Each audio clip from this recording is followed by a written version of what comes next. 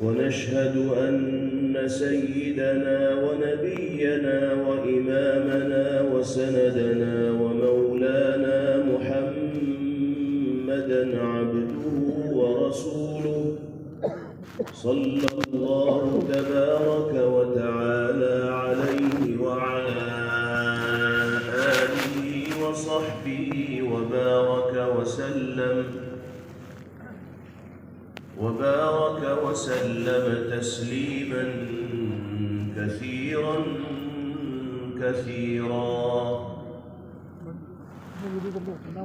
أما بعد فأعوذ بالله من الشيطان الرجيم بسم الله الرحمن الرحيم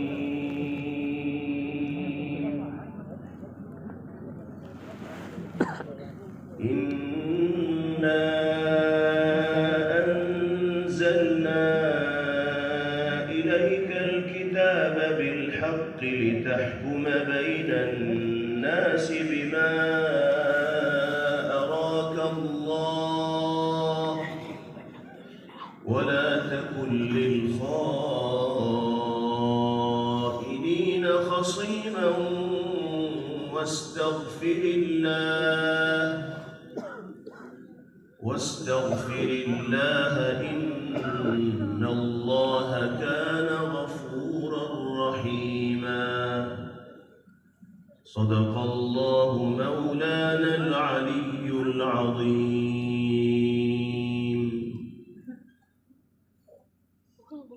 حضرت صدر محترم دامت برکاتہم العالیہ،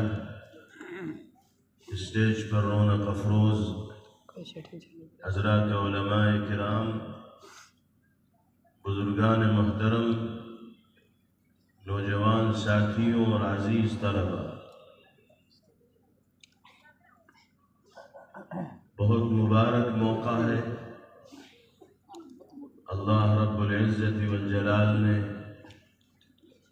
مدرسہ محمودیہ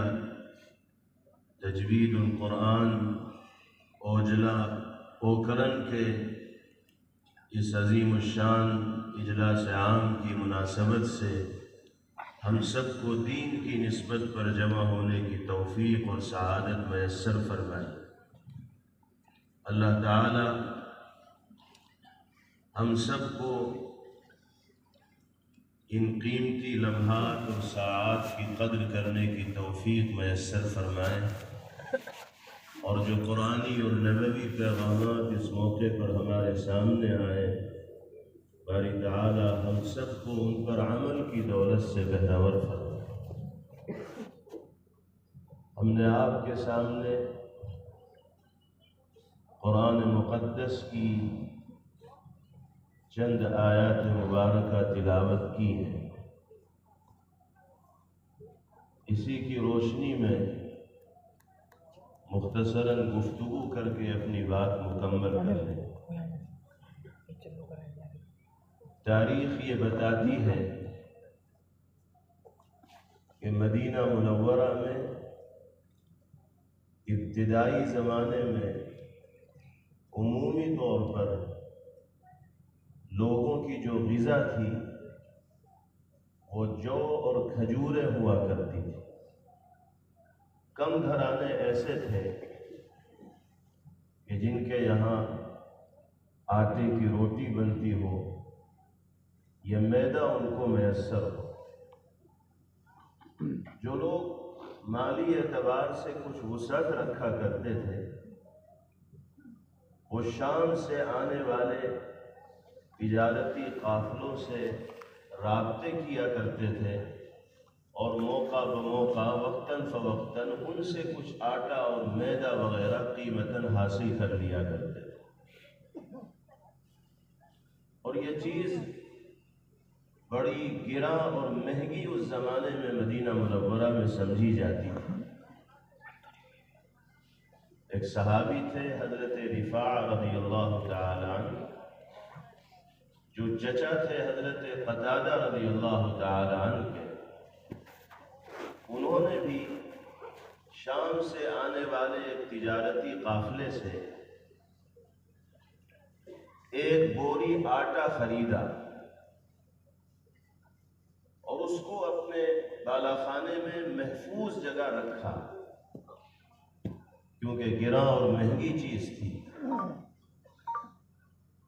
جہاں انہوں نے آٹے کی وہ بوری رکھی تھی، وہیں ان کی دوسری قیمتی چیزیں بھی رکھی ہوئی تھیں، جن میں زرہ تھی اور دوسرے قیمتی ہتھیار تھے جو جنگ کے موقع پر استعمال کیے جاتے تھے۔ اتفاق یہ ہوا کہ حضرت رفاع رضی اللہ تعالی عنہ کے یہاں نقب لگا کر کسی نے چوری کر لی، اور اس چوری میں آٹے کی بوری بھی چور لے گیا اور ساتھ ساتھ قیمتی ہتھیاروں کو بھی چرا گیا۔ صبح ہوئی، دیکھا گیا تو نہ بوری موجود نہ ہتھیار موجود۔ تلاشی کا سلسلہ شروع ہوا، معلومات کی گئی تو پتہ یہ چلا کہ مدینہ منورہ میں بنو عبیرق نام کا جو خاندان ہے، اس کے گھر میں آگ جلتی ہوئی دیکھی گئی۔ حالانکہ اس خاندان کے لوگ مالی اعتبار سے بہت کمزور تصور کیے جاتے تھے، اور مدینہ منورہ اس زمانے میں چھوٹی سی بستی تھی۔ ہر آدمی دوسرے کے بارے میں پورے طور پر جانکاری رکھتا تھا کہ کون کتنے پانی میں ہے، کس کے یہاں کب آگ جلتی ہے، کس کے یہاں کب آگ نہیں جلتی۔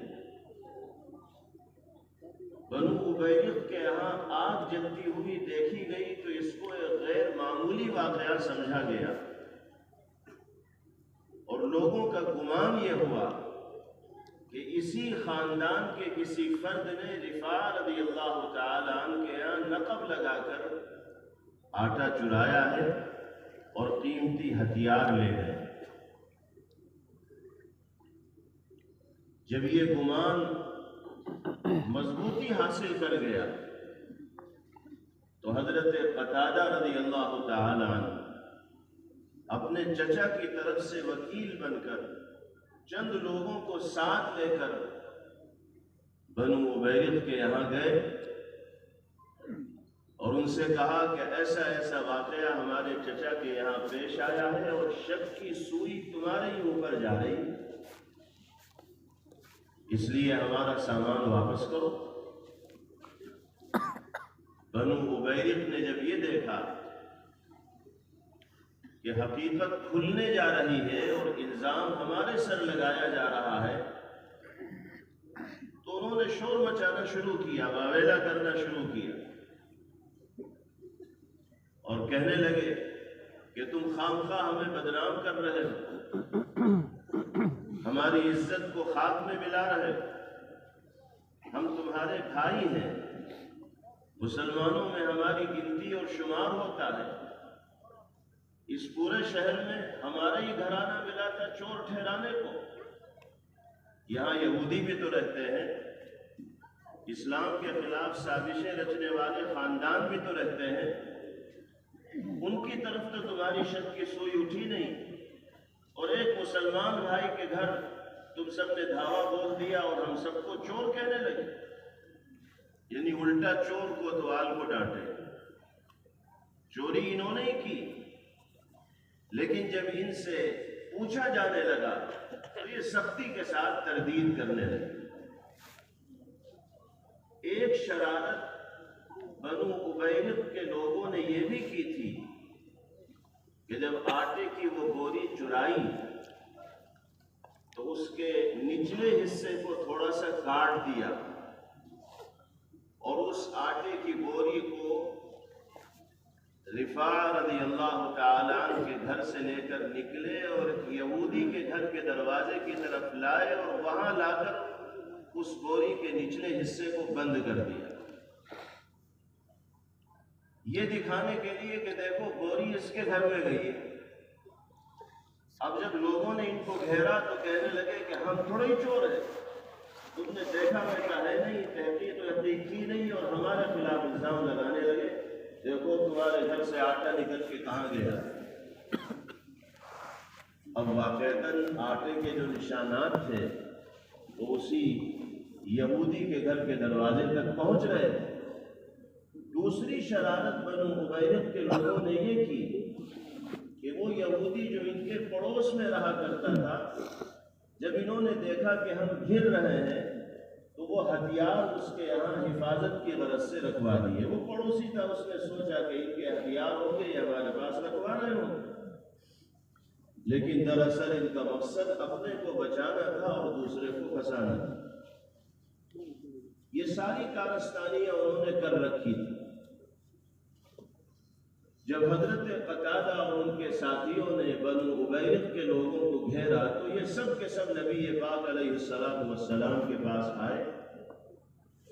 اور پیغمبر علیہ السلام کے سامنے اپنی مظلومیت پر رونا رویا، اپنے جھوٹے اسلام و ایمان کی دہائی دی اور کہنے لگے کہ دیکھیے یا رسول اللہ، رفاع اور قتادہ کے گھر والے ہم سب کو چور ٹھہرا رہے ہیں، حالانکہ ہم ان کے اسلامی بھائی ہیں،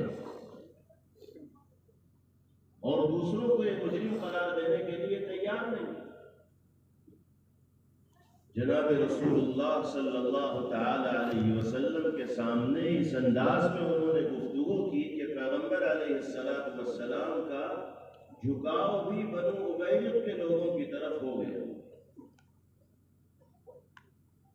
آپ نے حضرت قتادہ رضی اللہ تعالی عنہ اور ان کے ساتھیوں کو بلایا اور ان سے کہا کہ بھائی تم پورے لوگوں کو چور قرار دے رہے ہو، محسوس ایسا ہوتا ہے کہ صحیح طور پر تم لوگوں نے تحقیق نہیں کی اور ایک ایسے شخص کے سر الزام دھرنے لگے جو حقیقتاً مجرم نہیں ہے، خطاکار اور قصوروار نہیں ہے۔ ایسا کام نہ کرنا چاہیے، بے وجہ کسی کو چور قرار نہ دینا چاہیے۔ جب تک یقین نہ ہو جائے اس وقت تک کسی کے بارے میں فیصلہ نہیں کیا جا سکتا۔ حضرت قتادہ فرماتے ہیں کہ نبی کریم علیہ السلام کی اس گفتگو کو سن کر ہم خاموش ہو گئے، آپ کے سامنے کچھ نہیں بول سکتے۔ اپنے چچا کے پاس آئے اور کہا کہ چچا جان، پیغمبر علیہ السلام کا تو رجحان و میلان بنو عبیرق ہی کی جانب ہے، اور آپ نے تو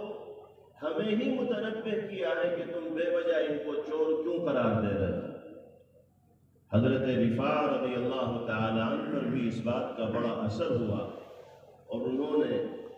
ایک ٹھنڈی آہ بھری اور فرمایا واللہ المستعان،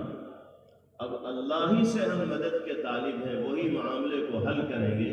جب نبی پاک علیہ السلام کا میلان بھی اس جانب ہو گیا تو اب ہم کچھ نہیں کر سکتے، بلکہ حضرت رفاع رضی اللہ عنہ تو اپنے اوپر ندامت کا اظہار کرنے لگے، شرمندگی کا اظہار کرنے لگے اور فرمانے لگے کاش کہ یہ واقعہ آقا کی عدالت میں پہنچتا ہی نہ،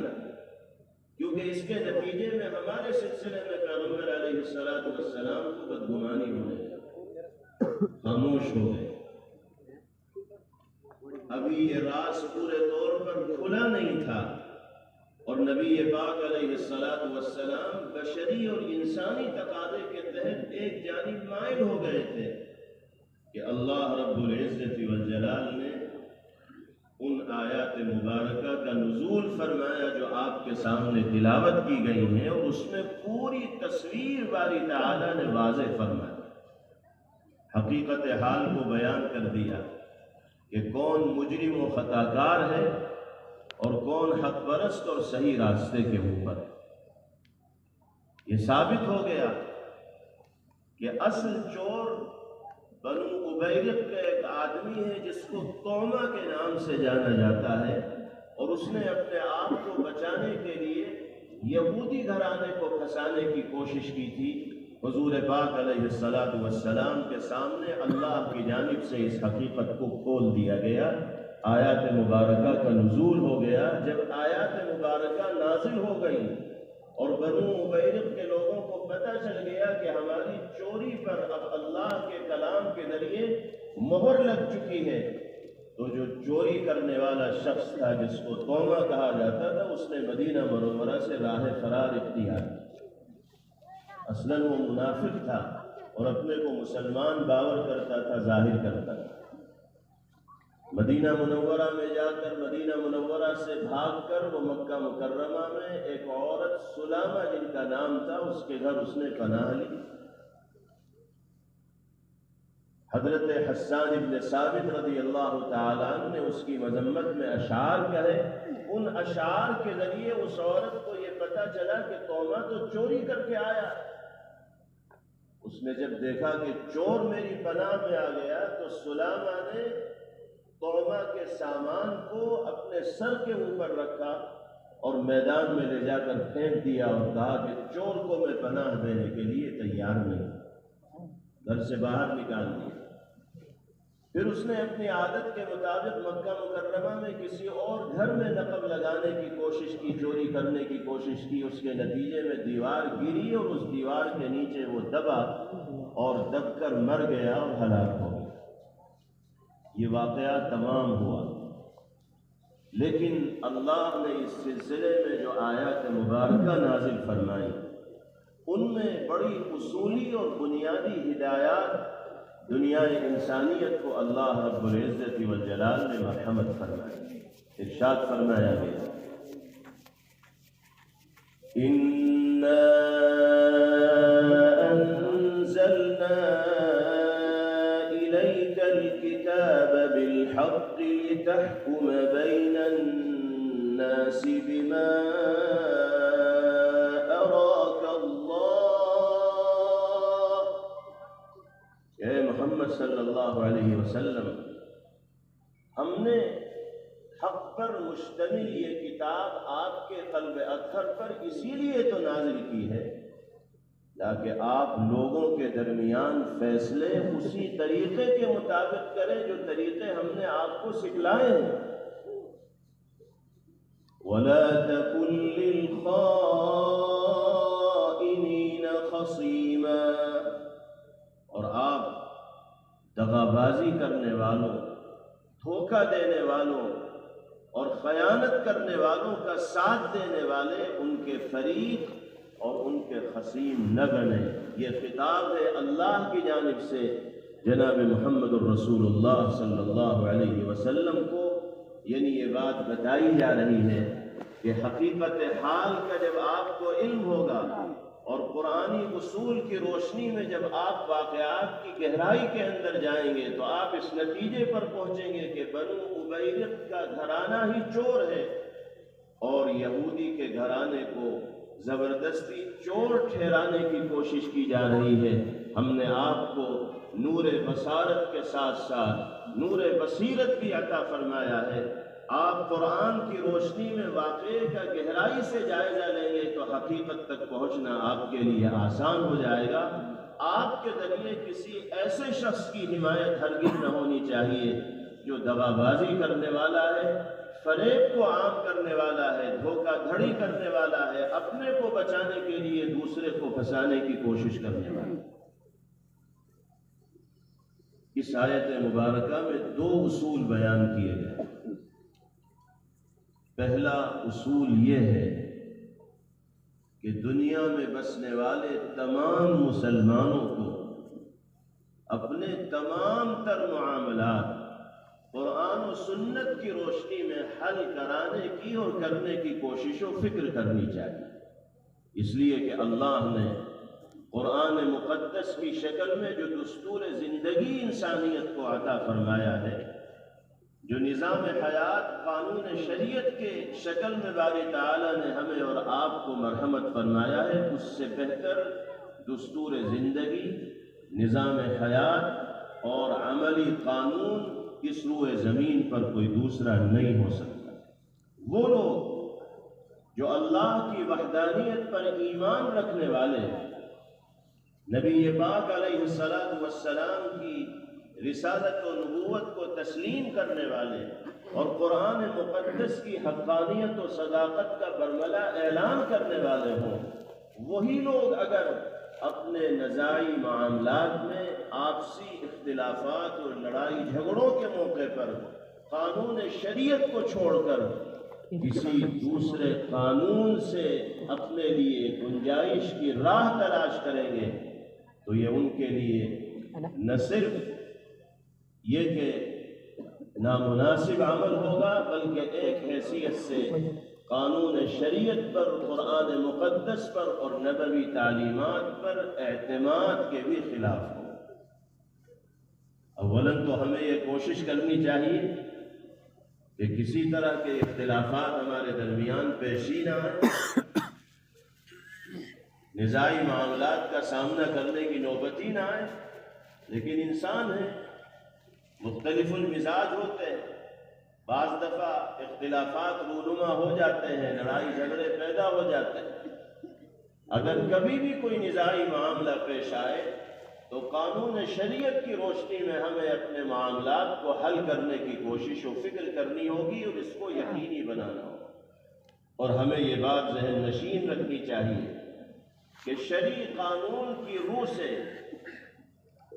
جو فیصلہ ہمارے سامنے آئے گا، اگر فریقین اس فیصلے کو تسلیم کرنے والے ہوں گے تو دونوں کے دونوں جیتے ہوئے ہوں گے۔ جو بظاہر جیتا ہے وہ تو جیتا ہوا ہے ہی،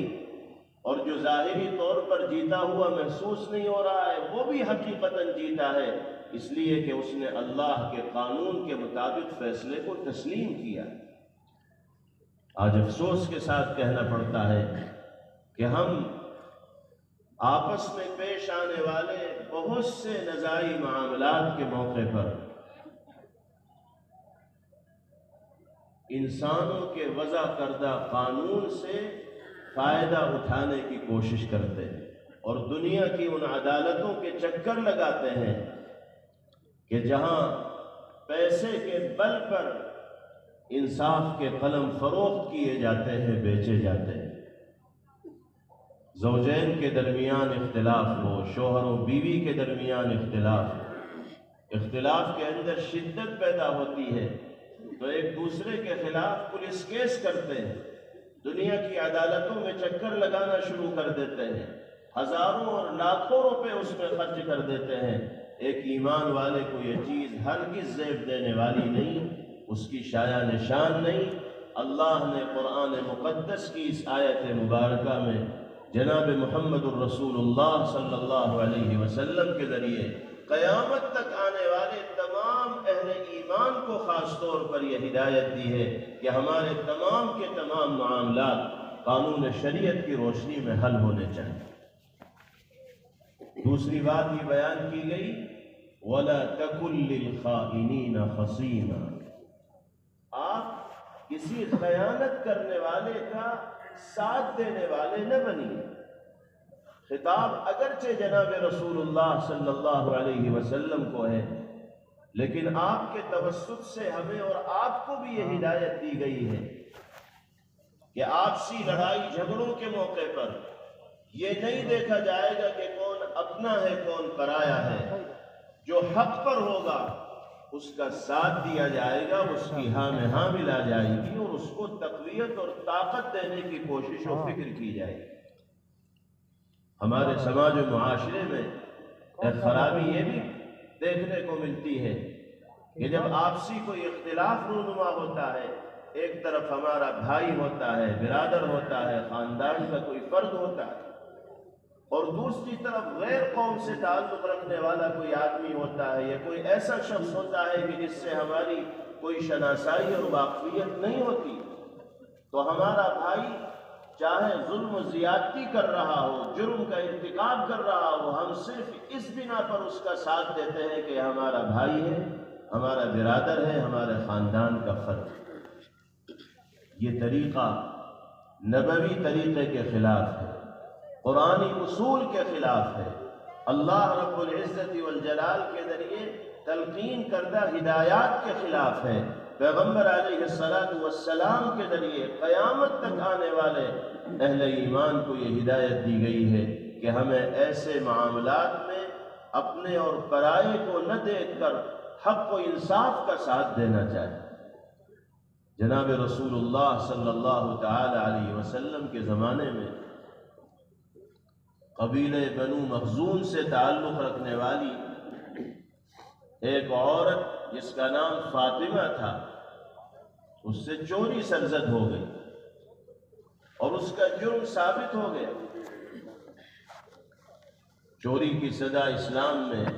ہاتھ کا کٹنا ہے۔ جب بنو مخزوم کے لوگوں کو یہ معلوم ہوا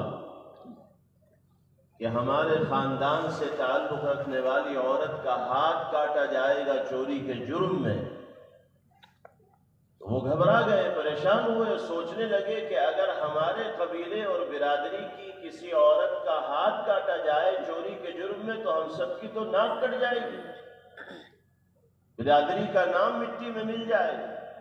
اس لیے جناب رسول اللہ صلی اللہ علیہ وسلم سے گفتگو اور بات چیت کی جائے اور آپ کو یہ سزا جاری کرنے سے روکا جائے۔ لیکن کون اس سلسلے میں پیغمبر علیہ السلام سے بات کرے؟ سب لوگ کہنے لگے ما نکلمہ فیہا، ہماری ہمت نہیں ہے کہ اس معاملے میں نبی پاک علیہ السلام سے گفتگو کریں، کیونکہ تو شرعی معاملہ ہے۔ حضور پاک علیہ السلام یہ نہیں دیکھیں گے کہ اپنا کون ہے پرایا کون ہے، آپ تو یہی دیکھیں گے کہ قانون شریعت کیا کہتا ہے۔ مشورے میں یہ بات طے ہوئی کہ اسامہ ابن زید رضی اللہ عنہ پیغمبر علیہ السلام کے بہت محبوب اور چہیتے اور لاڈلے ہیں۔ آپ کے متبنہ زید ابن حارثہ رضی اللہ عنہ کے صاحبزادے ہیں، بے تکلف آپ سے گفتگو بھی کر لیتے ہیں۔ اسامہ ابن زید کو اپنا نمائندہ بنا کر نبی پاک علیہ السلام کے پاس بھیجا جائے، وہ اس سلسلے میں آپ سے گفتگو کریں۔ چنانچہ سب لوگوں نے حضرت اسامہ رضی اللہ تعالیٰ عنہ کو تیار کیا کہ آپ جائیے اور پیغمبر علیہ السلام سے بات کیجیے اور کہیے کہ ہماری عورت کا سزاً ہاتھ نہ کاٹا جائے، آپ جتنا مال لینا چاہتے ہیں ہم دینے کو تیار ہیں، اس کے علاوہ کوئی اور سزا آپ تجویز کرنا چاہتے ہیں ہم اسے بھی قبول کرنے کو تیار ہوں، لیکن ہاتھ نہ کاٹا جائے۔ حضرت اسامہ رضی اللہ تعالیٰ عنہ حضور پاک علیہ السلام سے گفتگو کے لیے تیار ہو گئے، لوگوں کے دباؤ میں آ کر۔ جب اللہ کے حبیب کے دربار میں حاضر ہو کر حضرت اسامہ رضی اللہ تعالیٰ عنہ نے اپنی بات بنو مخزوم کی جانب سے رکھی تو پیغمبر علیہ السلام کے تو چہرے کا رنگ بدل گیا، جلال اور غضب کے آثار ظاہر ہوئے اور فرمایا کہ یا اسامہ اتشفع فی حد من حدود اللہ، اللہ کی جانب سے متعین کردہ حدود کے سلسلے میں تم میرے پاس سفارش و شفاعت کے لیے آئے، تمہاری یہ ہمت کیسے ہو گئی کہ اس معاملے میں تم ان لوگوں کی سفارش و شفاعت کرنے کے لیے آ گئے؟ کیا کسی کے دباؤ میں آ کر میں قانون شریعت کو نافذ کرنے سے رک جاؤں گا؟ فرمایا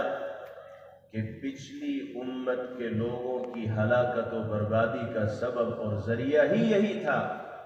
کہ جب ان میں کا کوئی شریف سمجھا جانے والا انسان جرم کرتا تھا تو وہ اسے درگزر اور معاف کر دیا کرتے تھے، اور کوئی کمزور انسان جرم کرتا تھا تو وہ اس کے اوپر سزا جاری کر دیا کرتے تھے۔ پچھلی امت کے لوگوں کی ہلاکت و بربادی کا سبب اور ذریعہ ہی یہی تھا۔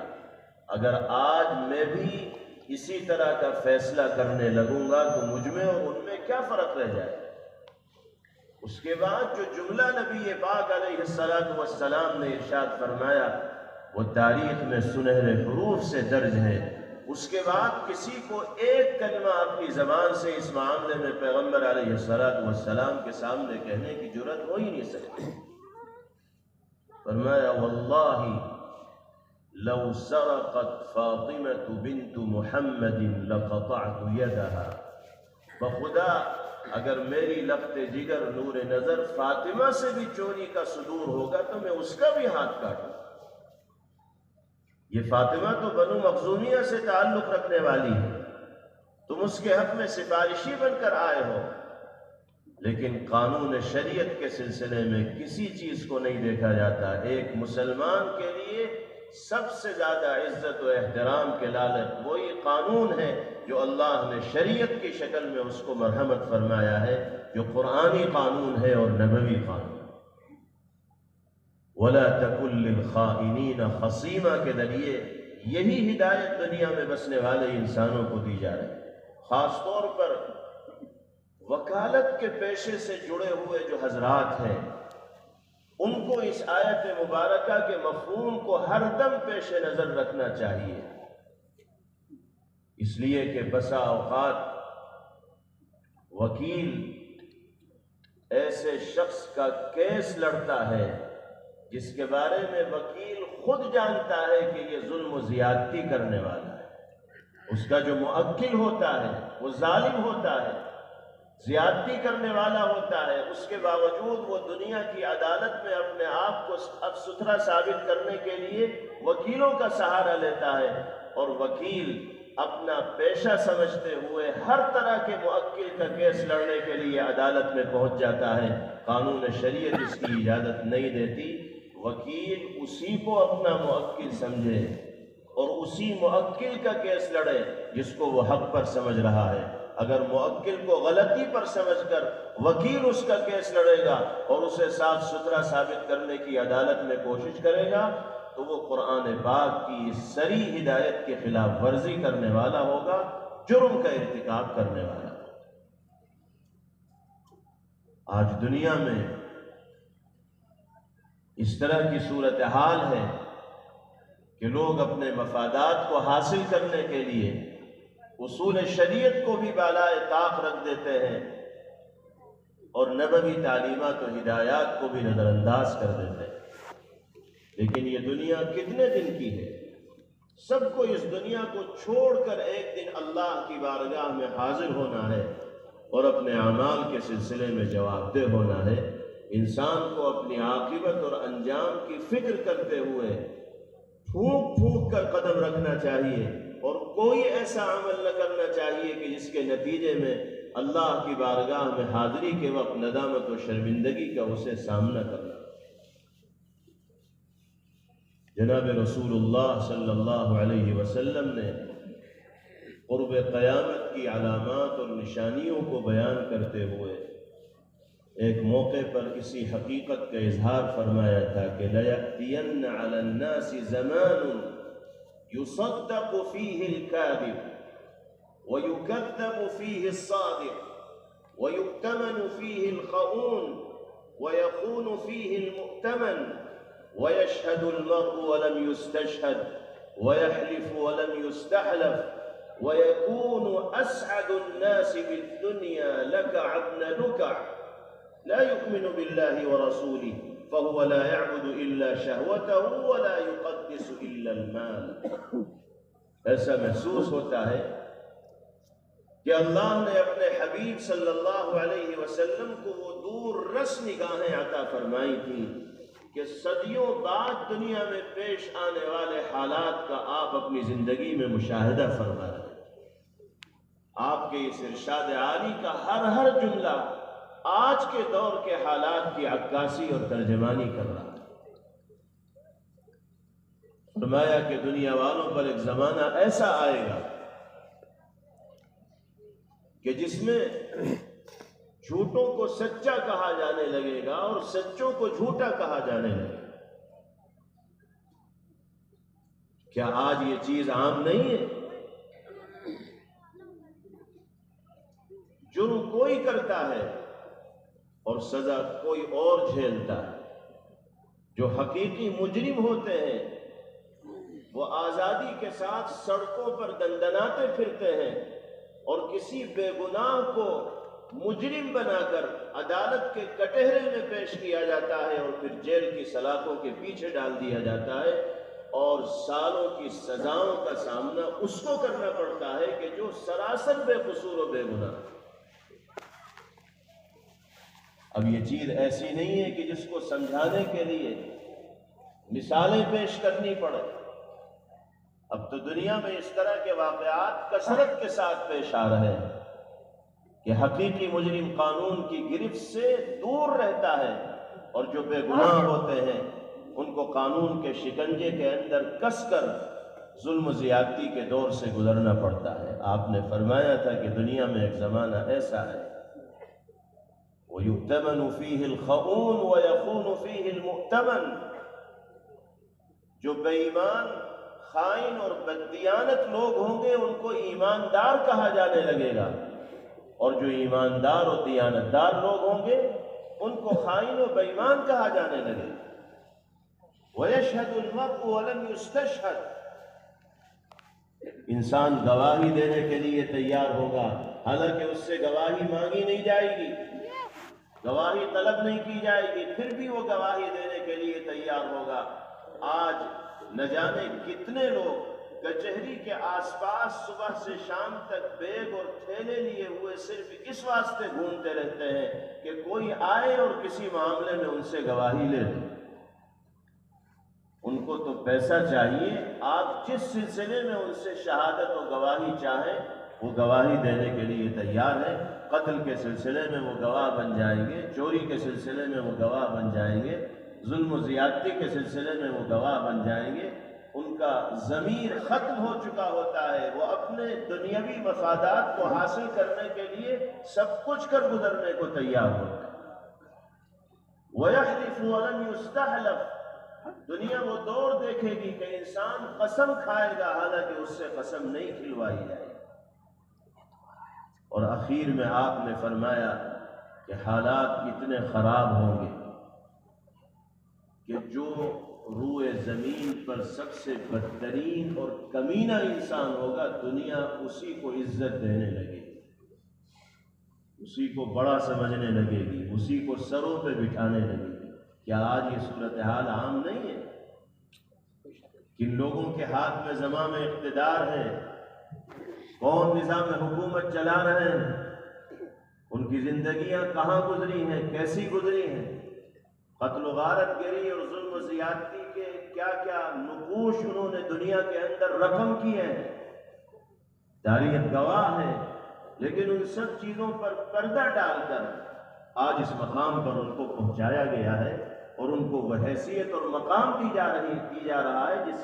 جس کے وہ حقیقتاً مستحق نہیں۔ فرمایا یکون اسعد الناس بالدنیا لکعب بن لکع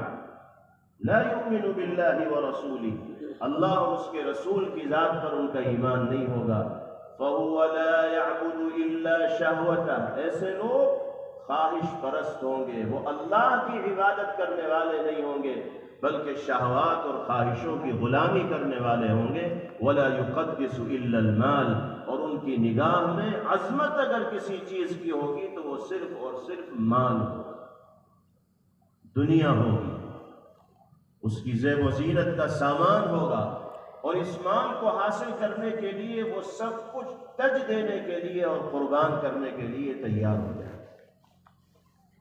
نبی پاک علیہ السلام نے ارشاد فرمایا ملعون ہے وہ شخص، اللہ کی رحمت سے محروم ہے وہ شخص جو اپنے ذاتی دنیاوی مفادات کو حاصل کرنے کے لیے آخرت کے قیمتی مفادات کو داؤ پر لگا دے اور قربان کر دے، یعنی دنیا کے جھوٹے مفادات کو حاصل کرنے کے لیے آخرت کی ہلاکت و بربادی کو مول لے لے۔ پیغمبر علیہ السلام فرماتے ہیں کہ ایسا شخص اللہ کی رحمت سے محروم ہوگا اور باری تعالیٰ کی لعنت و پھٹکار کا مستحق قرار دیا ہے۔ کیا آج یہ صورتحال عام نہیں ہے؟ مال کی ایسی محبت دل کے اندر بیٹھ گئی ہے کہ یہ دیکھا ہی نہیں جاتا کہ کس راستے سے مال ہمارے پاس آ رہا ہے۔ مسلمانوں کی کتنی بڑی تعداد سودی کاروبار کے اندر ملوث ہے، رشوت ستانی کا بازار گرم ہے، ایک دوسرے کے مال کو ناجائز طریقے سے آج کے دور میں ہڑپنا، زمینیں غصب کرنا، زمینوں کے اوپر قبضہ کرنا، چھیننا، یہ فیشن بن گیا ہے۔ عقل مند اس کو سمجھا جاتا ہے جو الٹے سیدھے جگاڑ لگا کر دوسروں کی زمینوں کو اپنے نام کرا لے۔ کتنے لوگ آپ کو ایسے ملیں گے سماج و معاشرے میں کہ جن کا کچھ نہیں ہوتا، لیکن کسی بھی خالی پڑی زمین میں وہ اڑنگا ڈال دیتے ہیں، الٹے سیدھے کاغذات تیار کروا لیتے ہیں، فرضی دستاویز ان کے پاس آ جاتے ہیں، پیسوں کو خرچ کر کے وہ ناجائز طریقے سے اپنی ملکیت کا دعویٰ کسی دوسرے کی زمین پر ٹھوکنے لگتے ہیں، اور عدالتوں میں بیٹھے ہوئے لوگوں کی آنکھوں پر بھی اس طرح پٹیاں بدھی ہوئی ہیں۔ کوئی بھی بے ایمان کسی کی حقیقی ملکیت کے اندر اڑنگا ڈالتا ہے تو وہ اس کی بات فوراً سننے کے لیے تیار ہو جاتے ہیں، کیس شروع ہو جاتا ہے۔ اب سامنے والا سیدھا سادہ آدمی سوچتا ہے کہ کون سالوں کیس کے چکر میں پڑے گا، چلو 2-4 لاکھ روپے دے کے اس کو کنارے کر۔ مقصد ان کا یہی ہوتا ہے کہ آدمی 10 لاکھ روپے دے گا اور میرا مفاد حاصل ہو جائے گا۔ وہ جانتا ہے کہ مجھے تو یہ زمین ملنے والی نہیں، جب کیس لمبا چلے گا اور ساری چیزیں اس کے حق میں آئیں گی تو مجھے تو ایک طرف ہونا ہی پڑے گا، لیکن سامنے والا اپنا پیچھا چھڑانے کے لیے پیسے دے دیتا ہے، اور یہی اس کا مقصد ہوتا ہے۔ لا يعبد الا المال ولا يقدس الا المال کا مطلب یہی ہے کہ انسان مال ہی کو سب کچھ سمجھنے لگے گا، اسی کے پیچھے دوڑے گا۔ اور افسوس کی بات یہ ہے کہ لوگ اس طرح کی حرکتوں کو پیشہ بنا لیتے ہیں، اس کو اپنا بزنس کہتے ہیں، اپنا کاروبار کہتے ہیں۔ جب اس طرح کی برائیاں سماج و معاشرے کے اندر عام ہوں گی تو بتائیے کہ اللہ کی رحمت کے اور اس کی عنایت کے مستحق ہم اور آپ کیسے بن پائیں؟ اللہ تعالیٰ نے قرآن مقدس کی اس آیت مبارکہ میں جناب رسول اللہ صلی اللہ تعالی علیہ وسلم کو مخاطب بنا کر قیامت تک آنے والے انسانوں کو اور بالخصوص اہل ایمان کو یہی حقیقت سمجھائی ہے کہ ہم ایمانداری اور دیانتداری کے ساتھ اس دنیا میں زندگی گزارنے والے بنیں، نہ کسی پر ظلم و زیادتی کریں، نہ کسی کا حق ماریں، نہ کسی کی زمین دبائیں، اور نہ کسی ظالم اور زیادتی کرنے والے کے معین و مددگار بنیں، چاہے وہ اپنا ہو یا پرایا۔ ایک صحابی نے جناب رسول اللہ صلی اللہ علیہ وسلم سے پوچھا کہ یا رسول اللہ، کیا اپنی قوم اور برادری کے لوگوں سے محبت کرنا یہ بھی تعصب ہے؟ فرمایا کہ نہیں، تعصب یہ ہے کہ قوم و برادری میں ظلم کرنے والے کسی شخص کی تم مدد کرنے والے بنو، برادری کے کسی ظالم کے حق میں اگر تم آواز اٹھاؤ گے تب تم تعصب جاہلیت کا ارتکاب کرنے والے قرار دیے جاؤ گے، گنہگار اور مجرم ہو گے۔ محض قوم و برادری کے لوگوں سے محبت کا معاملہ کرنا یہ تعصب نہیں ہے، تعصب یہ ہے کہ برادری کا فرد ظالم ہے پھر بھی اس کی ہاں میں ہاں ملائی جا رہی ہے، اس کی حمایت کی جا رہی ہے، یہ ظلم ہے۔ اس سے بچنے کی تلقین جناب رسول اللہ صلی اللہ علیہ وسلم نے فرمائی۔ انسان دنیا میں لوگوں کے حقوق کو تلف کر کے ظاہری طور پر اپنی تجوری بھر لیتا ہے، اپنی جیب گرم کر لیتا ہے، لیکن جب اللہ کی بارگاہ میں حاضری ہوگی اور پائی پائی کا حساب لیا جائے گا تو دن میں تارے دکھائی دیں گے۔ ایک مرتبہ حضور پاک علیہ السلام نے صحابہ کرام رضوان اللہ علیہم اجمعین سے پوچھا اتدرون من المفلس، جانتے ہو مفلس کسے کہتے ہیں؟ صحابہ نے عرض کیا کہ یا رسول اللہ المفلس فینا من لا متاع له ولا درہم، اے اللہ کے رسول ہماری نگاہ میں مفلس تو وہ ہے کہ جس کے پلے کچھ نہ ہو، نہ ساز و سامان ہو، نہ درہم و دنانیر ہو۔ فرمایا ان المفلس من امتی من یأتی یوم القیامت بصلاة وصیام وصدقة وزکاة ولكن قد شتم هذا وسفك دم هذا وأخذ مال هذا وضرب هذا أو كما قال عليه الصلاة والسلام۔ فرمایا کہ قیامت کے دن میری امت کا مفلس وہ شخص ہوگا جو نماز، روزہ، زکوٰۃ اور صدقہ و خیرات کا ایک انبار لے کر حاضر ہوگا۔ بھاری تعداد میں نمازیں، روزے، صدقہ و خیرات اس کے نام اعمال میں ہوں گے، لیکن اس نے کسی کو بیجا مارا ہوگا، کسی کو گالی دی ہوگی، کسی کو برا بھلا کہا ہوگا، کسی کی غیبت کی ہوگی، کسی کی ہمدردی کی ہوگی، کسی کا مال ہڑپ کیا ہوگا اور کسی کو ناجائز ستایا ہوگا،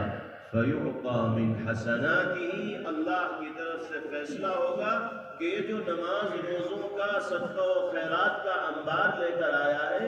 اس کی نیکیاں ٹرانسفر کرو، منتقل کرو ان لوگوں کے نام اعمال میں جن کے ساتھ دنیا میں اس نے زیادتی کا معاملہ کیا، جن کو اس نے بے وجہ گالی دی، جن کا حق دبایا، جن کو مارا، جن کی غیبت کی، چونکہ بدلہ وہاں اسی ذریعے سے ملے گا۔ چنانچہ اس کی ساری نیکیاں دوسروں کے نام اعمال میں منتقل ہو جائیں گی، اور وہ مرحلہ آئے گا کہ اس کے نام اعمال میں ایک نیکی بھی باقی نہیں رہے گی، ساری کی ساری نیکیاں دوسروں کے پاس چلی جائیں گی۔ اس کے باوجود حق مانگنے والے تقاضا کریں گے تو پھر اللہ کی طرف سے فیصلہ ہوگا کہ ان کے نام اعمال میں جو گناہ ہے وہ اس کے کاندھے کے اوپر لاد دو، چنانچہ جن کا حق اس نے دنیا میں مارا ہوگا اس کے گناہ اس کے کاندھے کے اوپر لاد دیے۔ فرمایا کہ یہ ہے میری امت کا مفلس۔ آج تو آدمی غصے میں مغلوب ہو کر یہ سوچتا ہی نہیں کہ اس کی زبان بول کیا رہی، گالیوں پہ گالیاں دیتا ہے اپنے غصے کو ٹھنڈا کرنے کے لیے، غیبت پہ غیبت کرتا ہے، لوگوں کو ستاتا ہے، ظلم و زیادتی کرتا ہے انتقام کی آگ بجھانے کے لیے۔ لیکن جب بارگاہ الہی میں حاضری کے وقت یہ فیصلہ ہوگا تو اس دن اس کے لیے ندامت و شرمندگی کے سوا کوئی چارہ نہیں ہوگا۔ یہ دنیا چند روزہ ہے، سب کو اس دنیا کو خیر آباد کہہ کے اللہ کی بارگاہ میں حاضر ہونا ہے اور اپنے اعمال کے سلسلے میں جواب دہ ہونا ہے۔ اس لیے ہر محاذ پر پوری دیانتداری، ایمانداری اور صداقت و حقانیت کے ساتھ زندگی گزارنے کی فکر و کوشش کرنی چاہیے۔ نبی پاک علیہ السلام سے یہی کہا گیا، اور اس کے بعد فرمایا گیا وَاسْتَغْفِرِ اللَّهَ إِنَّ اللَّهَ كَانَ غَفُورًا رَحِيمًا۔ اے محمد صلی اللہ علیہ وسلم، آپ اللہ سے مغفرت و معافی کے طالب بن جائیے، کیونکہ اللہ تعالی بہت معاف فرمانے والے، بڑے مہربان۔ نبی کریم علیہ السلام سے استغفار کے لیے کہا جا رہا ہے۔ اس کے دو مفہوم حضرات محدثین نے اور مفسرین نے بیان فرمائے ہیں۔ ایک مفہوم یہ ہے کہ چونکہ جناب رسول اللہ صلی اللہ علیہ وسلم کا میلان اور جھکاؤ بنو ابیرق کی طرف ہو گیا تھا کہ یہ لوگ صحیح ہیں، حالانکہ وہ لوگ غلطی پر تھے، تو آپ سے کہا گیا کہ آپ اللہ سے معافی طلب کی۔ جب پیغمبر علیہ السلام کو اس معاملے میں استغفار کا حکم دیا جا رہا ہے تو ہم جیسے کسی گنہگار سے اگر کسی خیانت کرنے والے کی حمایت سرزد ہوگی تو اس کے ذمے کس درجہ اللہ کی بارگاہ میں معافی طلب کرنا ضروری ہوگا، اندازہ لگانا مشکل نہیں۔ دوسرا مطلب حضرات مفسرین نے اس کا یہ بیان فرمایا ہے وَاسْتَغْفِرِ اللَّهِ، اے محمد صلی اللہ علیہ وسلم آپ مغفرت طلب کیجئے ان لوگوں کے سلسلے میں جو بنو ابیرق کے حمایتی بن کر میدان میں آئے، ان سے غلطی ہوئی کہ وہ ان لوگوں کی حمایت کرنے لگے جو حقیقتاً چوری کا ارتکاب کرنے والے تھے۔ اے محمد آپ ان کے حق میں اللہ کی بارگاہ میں طالب معافی اور طالب مغفرت بنی۔ یہ پھر اس کا مفہوم یہ ہے کہ جن لوگوں نے بنو ابیرق کے لوگوں کی حمایت کی وہ اگر اللہ کی بارگاہ میں طالب مغفرت و معافی بنیں گے تو اللہ تعالیٰ ان کے گناہوں کو معاف اور درگزر فرمائے۔ اس کے بعد ارشاد فرمایا گیا وَلَا تُجَادِلْ عَنِ الَّذِينَ يَخْتَانُونَ أَنفُسَهُمْ إِنَّ اللَّهَ لَا يُحِبُّ مَنْ كَانَ خَوَّانًا أَثِيمًا۔ آپ ان لوگوں کی طرف سے ہرگز مت جھگڑیے، ان لوگوں کی طرف سے بات مت کیجیے، ان لوگوں کی طرف سے وکالت کا فریضہ انجام نہ دیجیے جو اپنی جانوں کے ساتھ خیانت کرنے والے یعنی ظلم و زیادتی کرنے والے، اس لیے کہ اللہ تعالیٰ گنہگاروں کو اور خیانت کرنے والوں کو پسند نہیں فرماتے۔ جب اللہ گنہگاروں کو اور خیانت کرنے والوں کو پسند نہیں فرماتے تو جو ان کی طرف سے وکالت کرے گا، جو ان خیانت کرنے والوں کا دفاع کرے گا، جو ان خیانت کرنے والوں کا حمایتی ہوگا، وہ بھی اللہ کی فہرست میں ناپسندیدہ لوگوں میں لکھ دیا جائے گا۔ اس کا شمار ان لوگوں میں ہوگا جو اللہ کی نگاہ میں محبوب اور پسندیدہ نہیں۔ يستخفون من الناس ولا يستخفون من الله وهو معهم۔ اخیر میں اللہ تعالیٰ نے اس پورے واقعے کا خلاصہ اور مغز پیش فرما دیا کہ بنو ابیرق کے یہ لوگ جنہوں نے چوری کو انجام دیا، یہ دنیا میں بسنے والے انسانوں سے شرم کرتے ہوئے اپنی چوری کو چھپانا چاہتے ہیں، لیکن ان کو اللہ سے حیا و شرم نہیں آتی۔ جو راز کی بات جاننے والے ہیں، بھید کی بات جاننے والے ہیں، دنیا سے چوری کو چھپانے کے لیے یہ الٹے سیدھے ہیلے اور بہانے تراش رہے ہیں اور دوسروں کو چور قرار دینے کی کوشش کر رہے ہیں، صرف اس وجہ سے کہ دنیا ہمیں چور نہ کہنے لگے اور ہماری عزت پہ بھٹا نہ لگ جائے۔ یستخفون من الناس ولا یستخفون من اللہ، اور اللہ سے ان کو حیا اور شرم نہیں آتی، حالانکہ ہر دم اللہ ان کے ساتھ ہے۔ یعنی انسان کا کوئی عمل اللہ کی نگاہ سے اوجھل و پوشیدہ نہیں ہے۔ ہم اور آپ بھی دنیا کے کسی کونے میں، رات کی تاریکی اور اندھیرے میں یا دن کے اجالے میں جو عمل کریں گے وہ اللہ کے علم میں ہوگا۔ ہمارا کوئی عمل اللہ کی نگاہ سے اوجھل و پوشیدہ نہیں ہو سکتا۔ اگر ہر شخص ہر دم اس کا استحضار رکھے کہ وہ اللہ کی نگاہوں کے سامنے ہے اور یہ کیفیت اس کو حاصل ہو جائے تو اس کی زندگی صلاح و تقوی سے مزین و آراستہ ہوگی اور ہر برائی سے اللہ رب العزت والجلال اس کو پاک فرما دیں گے، محفوظ فرما دیں گے۔ قرآن مقدس کی اس آیت مبارکہ میں یہی اہم اصول دنیا والوں کے سامنے پیش کیا گیا ہے کہ ہمیں ہر لمحہ یہ استحضار اپنے دل کے اندر رکھنا چاہیے کہ مالک ہماری کیفیت سے باخبر ہے، واقف ہے۔ ہمارے بہت سے ساتھی رات کے اندھیرے اور تاریکی میں یہ سوچ کر بہت سے ایسے گناہ کے کام کر گزرتے ہیں کہ دنیا کی نگاہیں یہاں ہمارا تعاقب اور پیچھا نہیں کر رہی، کوئی ہمیں دیکھ نہیں رہا، اس لیے جو چاہیں ہم کریں۔ ہاں، دنیا کی نگاہوں سے ہم اپنے کو اور اپنے عمل کو چھپا سکتے ہیں لیکن اللہ کی نگاہوں سے نہیں چھپا سکتے۔ تنہائی کے کتنے گناہ ہماری ذات سے سرزد ہوتے ہیں صرف اس وجہ سے کہ یہ کیفیت ہم اپنے دل کے اندر موجود نہیں پاتے کہ اللہ کی نگاہ کے ہم سامنے ہیں۔ جب سے ملٹی میڈیا موبائل کا استعمال عام ہوا ہے اور یہ نوجوانوں کے دلوں کی دھڑکن بنا ہے تو راتوں کا بیشتر وقت انہی موبائل کے مختلف پروگراموں کو دیکھنے میں گزرتا ہے۔ اور کیا کیا چیزیں دیکھی جاتی ہیں، کن کن مناظر کو سامنے لایا جاتا ہے، بہت بہتر طریقے سے آپ سب حضرات جانتے ہیں۔ ان عریاں اور فحش مناظر کو دیکھنے کے بعد روحانیت اور نورانیت نام کی کوئی چیز انسان کی زندگی میں رہ ہی نہیں سکتی۔ جب انسان ان چیزوں کو دیکھنے کا عادی بن جاتا ہے تو وہ نہ دین کا رہتا ہے نہ دنیا کا رہتا ہے، دماغ اس کا معاف ہو جاتا ہے۔ جس طرح شرابی کو شراب کا نشہ ہوتا ہے، ایسے ہی موبائل میں غلط پروگرام دیکھنے والوں کو موبائل بینی کا نشہ ہوتا ہے۔ اگر ان کو موبائل نہ ملے تو ان کا کھانا نہ ہضم۔ گناہ کیے جاتے ہیں تنہائی میں اور یہ کیفیت دل کے اندر نہیں پیدا ہوتی کہ ہمارا یہ عمل اللہ کی نگاہ سے اوجھل و پوشیدہ نہیں ہے۔ باری تعالیٰ ہمارے ہر عمل سے باخبر ہیں اور واقف ہیں۔ اللہ تعالیٰ نے اس آیت مبارکہ میں اسی جانب توجہ دلائی ہے اور لوگوں کو یہ پیغام دیا ہے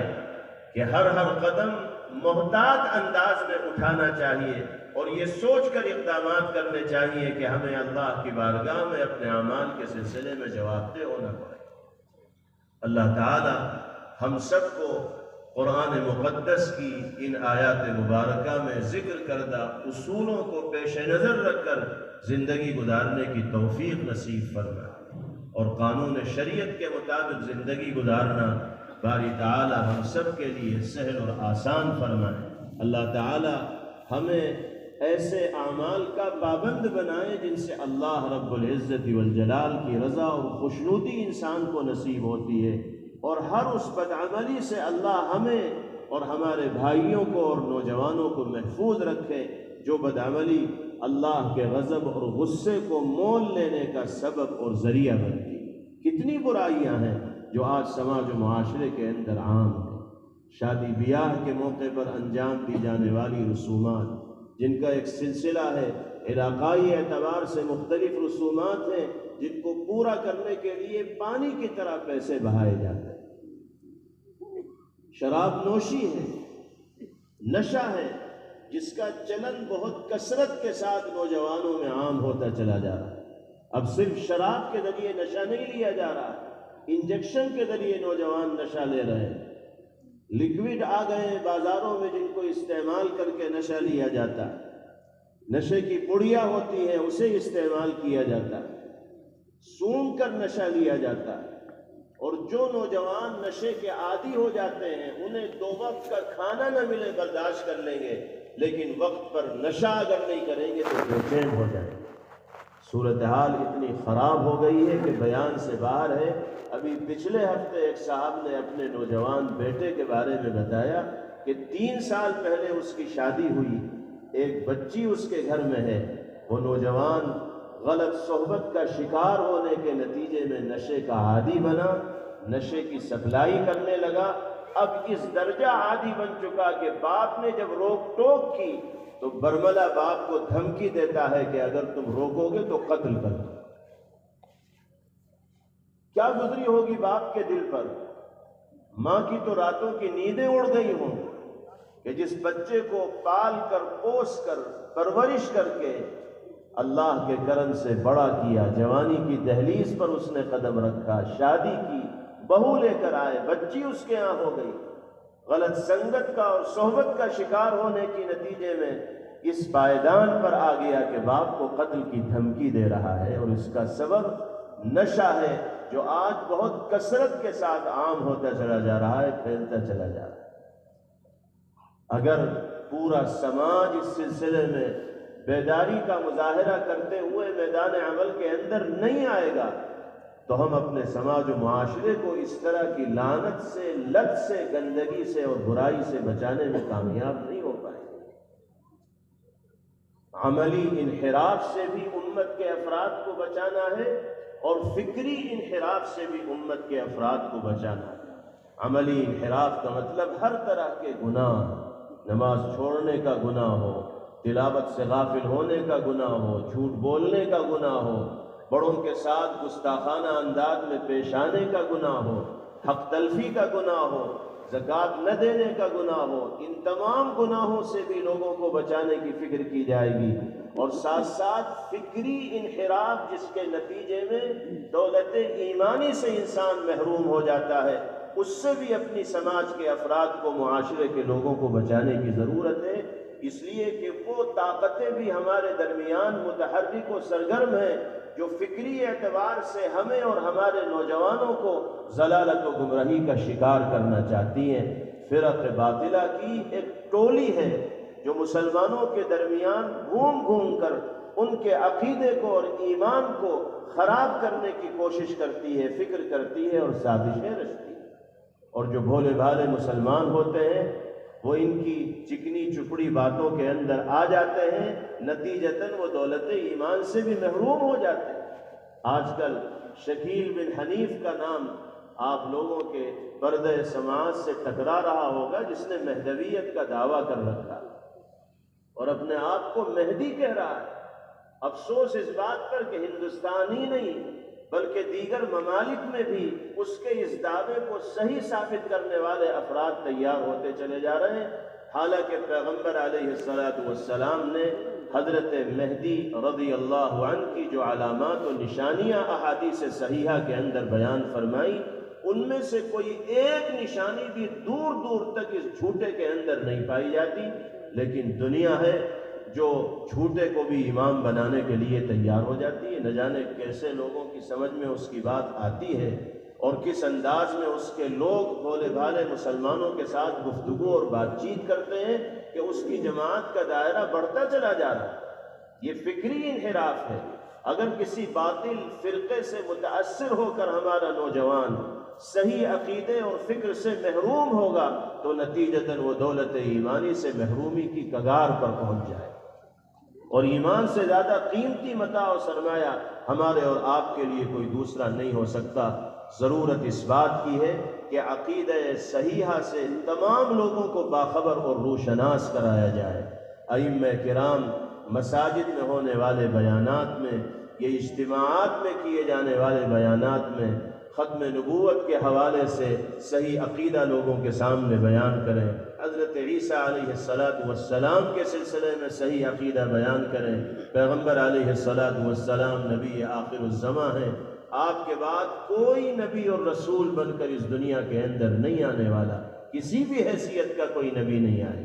حضرت عیسیٰ علیہ السلام کو زندہ آسمانوں پر اٹھا لیا گیا ہے۔ قیامت کے قریب حضرت عیسیٰ علیہ السلام کا نزول ہوگا اور دمشق کی جامع مسجد کے مینارے پر فرشتوں کے ہمراہ حضرت عیسیٰ علیہ السلام تشریف لائیں گے۔ کوئی اور اگر مسیحیت کا دعویٰ کرے گا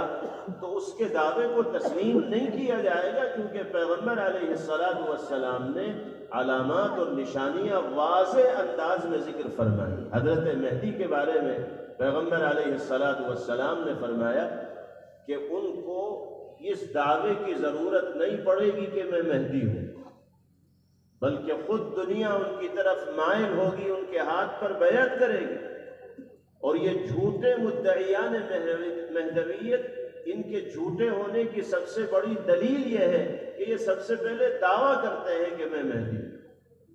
جو سچا مہدی ہوگا وہ مہدی ہونے کا دعویٰ کرے گا نہیں، دنیا خود ان کو اپنا مقتدا اور پیشوا تسلیم کرے گی۔ تو فکری انحراف سے بچنا بہت ضروری ہے۔ نوجوانوں کو ضلالت و گمراہی سے بچایا جائے، عملی انحراف سے بھی بچانے کی کوشش کی جائے، فکری انحراف سے بھی بچانے کی کوشش کی جائے۔ اللہ تعالی ہم سب کو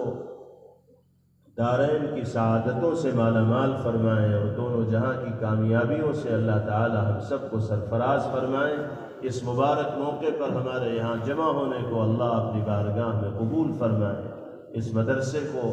مدرسے کے جملہ ذمہ داران کو، اساتذہ کو، منتظمین کو، طلباء کو، معاونین و محبین، سب کو اللہ اپنی بارگاہ میں قبول فرمائے۔